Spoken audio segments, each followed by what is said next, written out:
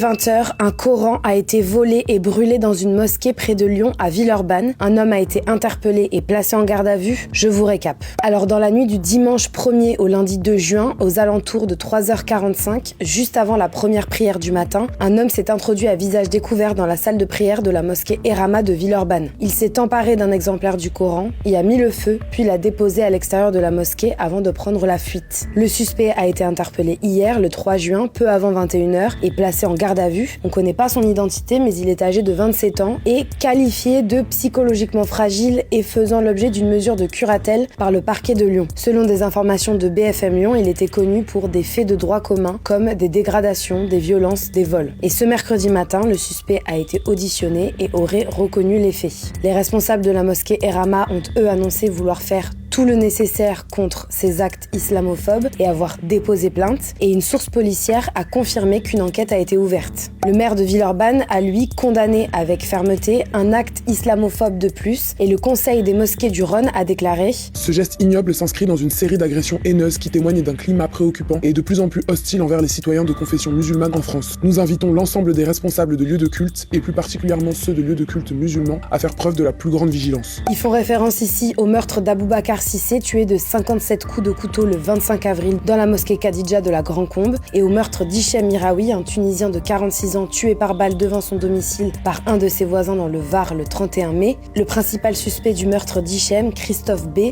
53 ans, avait publié 2 vidéos sur Facebook où il revendiquait son acte et tenait des propos ouvertement racistes. Il avait également blessé un autre voisin de 25 ans de nationalité turque. Il a depuis été arrêté et placé en garde à vue, et le ministre de l'Intérieur Bruno Retailleau a déclaré mardi à l'Assemblée nationale. Ce crime, il a été prémédité, c'est clairement un crime raciste. C'est un crime sans doute aussi anti-musulman et peut-être aussi un crime terroriste puisque le PNAT a été saisi. On vous tiendra au courant sur Brut.